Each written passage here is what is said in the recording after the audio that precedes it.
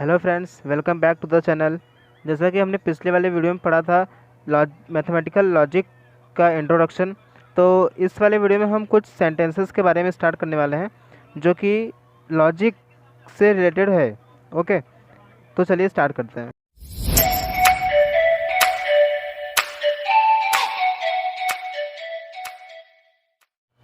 दोस्तों, logical sentence में हर एक सेंटेंस के पीछे लॉजिक होता ही होता है। ठीक है, या तो वो मैथमेटिकल सेंटेंस हो या तो इंग्लिश का कोई सेंटेंस हो, वहाँ पे लॉजिक या तो कुछ कुछ मीनिंग होता ही होता है। ठीक है, सो फ्रेंड्स, यहाँ पे पहला सेंटेंस है ओपन सेंटेंस। ओपन सेंटेंस का मतलब ये होता है कि कोई भी सेंटेंस हो जो सब्जेक्ट से स्टार्ट होता हो, जैसे कि ही, शी, इट, दैट, एट्सेट्रा। ठीक है, या फिर मैथमेटिक्स में हो अगर बोलें तो x+4 2x+4, अगर ऐसा सेंटेंस या फिर स्टेटमेंट्स आ गया तो उसे हम कहते हैं statement. An open sentence is a sentence whose truth can vary according to the some condition which are not stated in the sentence। मतलब कि जो सेंटेंस में ना हो उसे हम कंडीशन में अप्लाई करें, उसे कहते हैं ओपन सेंटेंस। जैसे कि मैंने बताया ही, शी, दे, इट, या फिर मैथमेटिकल सेंटेंस में बोलें तो x+4 = 8 जैसे यहाँ पे दिया हुआ है। ठीक है, तो ये हो गया ओपन सेंटेंस। और फ्रेंड्स, यहाँ पे कुछ नोट करके दिए हुए हैं, जैसे an open sentence is not a statement in logic. अगर कोई भी ओपन सेंटेंस है, ठीक है, जैसे कि मैंने बताया ही, शी, इट, और जैसे मैथमेटिकल लॉजिक में जैसे कि ये सब अगर सेंटेंस में आते हैं तो वो स्टेटमेंट इन लॉजिक नहीं कहलाएंगे। ठीक है, अगर ओपन सेंटेंस आते हैं एग्ज़ाम में या फिर हमें बताने के लिए आते हैं तो वो स्टेटमेंट इन लॉजिक नहीं रहेंगे। ओके, और सेकंड है mathematical identities are true statements. अगर वहाँ पे कोई मैथमेटिकल कोई लॉजिक या फिर स्टेटमेंट्स दे दिया तो वो ट्रू स्टेटमेंट कहलाएगा। जैसे कि a² + b² = 0 या फिर कुछ भी दे दिया तो वो ट्रू स्टेटमेंट कहलाएगा। जैसे कि यहाँ पे एक एग्जांपल दिया हुआ है, a+0 = 0 + a for any real number a, यानी कि यहाँ पे कुछ भी कंडीशन लगाया जाए तो वो a ही आने वाला है। तो यानी कि ये जो मैथमेटिकल जो आइडेंटिटीज़ है ये क्या है, करेक्ट है। ओके, सो फ्रेंड्स, आशा करता हूँ ये आपको समझ में आया होगा। चलिए आगे बढ़ते हैं, जो है एक्टिविटीज़। सो फ्रेंड्स, एक्टिविटी ये है कि determine whether the following statements are statements in logic and write down the truth value of the statements. तो यहाँ पे पहला दिया हुआ है -√9 इज़ अ रेशनल नंबर। तो जो यहाँ पे whether it is statement is a statement और नॉट, तो ये जो स्टेटमेंट है, क्योंकि ये मैथमेटिकल स्टेटमेंट है तो ये होगा, ये स्टेटमेंट होगा, क्योंकि हमने ऊपर पढ़ा था कि जो भी मैथमेटिकल आइडेंटिटीज़ आ गया तो वो स्टेटमेंट्स इन लॉजिक होगा। ठीक है, और यहाँ पे जो इफ़, नो, देन रीज़न, या अगर कोई रीज़न है, अगर नहीं है स्टेटमेंट इन लॉजिक तो हम लोग यहाँ पे लिखेंगे उसका reason. Truth value of statement, जो इसका ट्रूथ वैल्यू है यानी जो सच्चाई है, क्या हम इसका रेशनल मतलब ये जो √9 जो है ये रेशनल नंबर है? जी नहीं, ये रेशनल नंबर नहीं है, तो इसका ट्रूथ वैल्यू होगा फॉल्स। सेकंड सेंटेंस है friends, can you speak in French? क्या आप फ्रेंच में बोल सकते हो? दोस्तों, ये देखिए इंट्रोगेटिव सेंटेंस है। जैसा कि हमने पढ़ा इंट्रोगेटिव और इंट्रोगेटिव, इम्परेटिव, ये जो सेंटेंसेस रहेंगे, ठीक है, इम्परेटिव, इंट्रोगेटिव और जो भी सेंटेंसेस है, वो अगर सेंटेंस आ गए तो वो लॉजिकल सेंटेंस नहीं रहेंगे। यहाँ पे देख लीजिए रीज़न दिया है इंट्रोगेटिव, ये स्टेटमेंट नहीं है क्योंकि ये एक इंट्रोगेटिव सेंटेंस है। और फ्रेंड्स, इसका हम लोग ट्रूथ वैल्यू भी नहीं निकाल सकते, तो यहाँ पे डैश।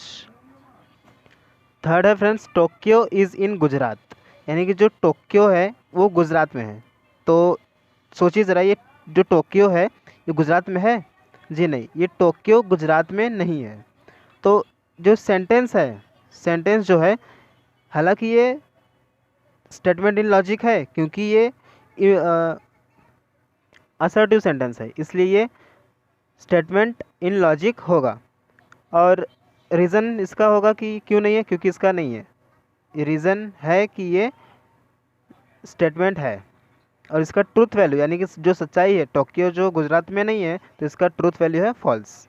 ओके फ्रेंड्स, फोर्थ है फैंटास्टिक। Let's go. अब यहाँ पे देखिए, ये एक एक्सक्लामेटरी सेंटेंस है, ठीक है। जैसा कि हमने पढ़ा, एक्सक्लामेटरी, इंट्रोगेटिव, इम्परेटिव, ये अगर तीनों सेंटेंसेस आए तो ये स्टेटमेंट इन लॉजिक नहीं कहलाएगा। ओके, तो यहाँ पे देखिए ये नो है क्योंकि ये स्टेटमेंट इन लॉजिक नहीं है, क्योंकि ये एक्सक्लामेटरी सेंटेंस है। तो इसका ट्रूथ वैल्यू क्या होगा? कुछ नहीं। सो फ्रेंड्स, यहाँ पे फिफ्थ है please open the door quickly. ये एक इम्परेटिव है क्योंकि ये आज्ञा दे रहा सेंटेंस, ठीक है। तो हमने पढ़ा कि इम्परेटिव, एक्सक्लामेटरी और इंट्रोगेटिव, ये तीनों अगर सेंटेंस आए तो ये लॉजिक इन स्टेटमेंट नहीं रहेगा या फिर स्टेटमेंट इन लॉजिक नहीं रहेगा। और यहाँ पे रीज़न है क्योंकि ये इम्परेटिव सेंटेंस है, इसका ट्रूथ वैल्यू कुछ भी नहीं होगा। फ्रेंड्स, सिक्स्थ है square of an even number is even. अगर हम किसी स्क्वायर नंबर का या तो इवन नंबर का स्क्वायर लें, जैसे कि 24 का हम अगर स्क्वायर लें तो होता है 576, ठीक है। तो ये 6 यहाँ पे आया, 6 आया यानी कि ये इवन नंबर है, यानी कि जो सेंटेंस है square of an even number is even, ये यस होगा, यानी कि ये लॉजिक इन स्टेटमेंट होगा। तो यहाँ पे लिखेंगे हम यस, ठीक है। और यहाँ पे रीज़न क्योंकि ये असर्टिव सेंटेंस है और ट्रूथ वैल्यू इसका होगा ट्रू। चलिए फ्रेंड्स, एक और देख लेते हैं, सेवन्थ वाला, x + 5 इज़ लेस देन 14। यहाँ पे फ्रेंड्स ये बोला है कि अगर हम x के प्लेस पे ऐसा कौन सा नंबर रखें कि उसे ऐड करने पर 14 से कम आए। अगर हम यहाँ पे 7 लिए तो 7 + 5 = होता है 12, ठीक है, जो कि 14 से कम है। अगर हम यहाँ पे 8 लें, 8 + 5 = होता है 13, जो कि 13 से कम है। तो यहाँ पे फ्रेंड्स कि जब भी x + 5 या फिर हमने ऊपर देखा था जो कि अगर ऐसे सेंटेंस आ गए तो वो ओपन सेंटेंस हो गए, यानी कि ओपन सेंटेंस मैथमेटिकल लॉजिक में कंसिडर नहीं किए जाएंगे। तो यहाँ पे लिखेंगे नो, ठीक है, क्योंकि ये ओपन सेंटेंस है। इसका ट्रूथ वैल्यू क्या हो जाएगा? False. So friends, I hope आपको ये थोड़ा समझ में आया होगा। अपने से ट्राई कीजिए एक बार, आपको ज़रूर समझ में आएगा। सो फ्रेंड्स, चलिए आगे बढ़ते हैं। दोस्तों, अब हम स्टार्ट करने वाले हैं एक्सरसाइज 1.1, जो कि यहाँ पर तो नहीं हो पाएगा, तो हमें अपने स्क्रीन पर आना पड़ेगा। तो चलिए अपने स्क्रीन पर चलते हैं। सो फ्रेंड्स, चलिए स्टार्ट करते हैं एक्सरसाइज नंबर 1। सो फ्रेंड्स, पहला क्वेश्चन है a triangle has n sides, यानी कि जो ट्रायंगल होता है, ठीक है, जो ट्रायंगल होता है उसके n टाइप यानी कि अनेकों साइड्स होते हैं। क्या ये ट्रू है? क्या ये सही है? नहीं, उसके तो भाई 3 ही साइड्स होते हैं, राइट। तो हम इसका आंसर कैसे लिखेंगे? The given statement is in statement in logic because it is a declarative sentence, क्योंकि फ्रेंड्स ये डिक्लेयर कर रहा है। डिक्लेरेटिव यानी कि वो असर्टिव सेंटेंस है, ठीक है। And its truth value is false. False इसलिए क्योंकि ट्रायंगल के एंड साइड्स नहीं होते, उसके सिर्फ 3 ही साइड्स होते हैं। 1 2 3 साइड्स होते हैं, ठीक है। ट्रूथ वैल्यू या तो हम फॉल्स लिखेंगे या तो एफ, इसको हम शॉर्ट फॉर्म में एफ लिखते हैं। F means false, okay. So friends second question है, the sum of interior angle of triangle is 180 degree. कोई भी ट्रायंगल है, ठीक है, उसके जो हम इंटीरियर एंगल्स हैं, इंटीरियर एंगल्स अगर हम उसे ऐड करें तो वो 180 होता है, ऐसा ये सेंटेंस कह रहा है। तो फ्रेंड्स हम जानते हैं कि हर एक ट्रायंगल के 90 मेजरमेंट होते हैं या तो डिग्री होते हैं, ठीक है। So according to this question, if 90 + 90 + 90 हम करें तो होता है 180, ठीक है। तो इसका आंसर हम कैसे लिखेंगे? The given sentence is statement in logic. The given sentence is in statement in logic because it is declarative sentence. जैसा कि हमने पढ़ा था, डिक्लेरेटिव सेंटेंस अगर हुआ, डिक्लेरेटिव सेंटेंस अगर हुआ तो हम उसे स्टेटमेंट इन लॉजिक में कंसिडर करते हैं, ठीक है।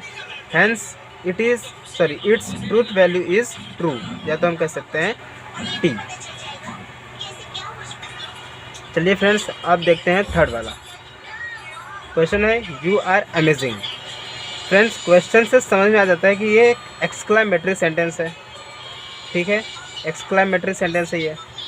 तो जैसा कि हमने पढ़ा था, जब भी एक्सक्लेमेटरी, इंट्रोगेटिव या तो इम्परेटिव, ये तीनों अगर सेंटेंस आते हैं तो वो स्टेटमेंट इन लॉजिक नहीं होंगे, ठीक है। अगर डिक्लेरेटिव सेंटेंस आता है तो वो डेफिनेटली वो स्टेटमेंट इन लॉजिक होगा।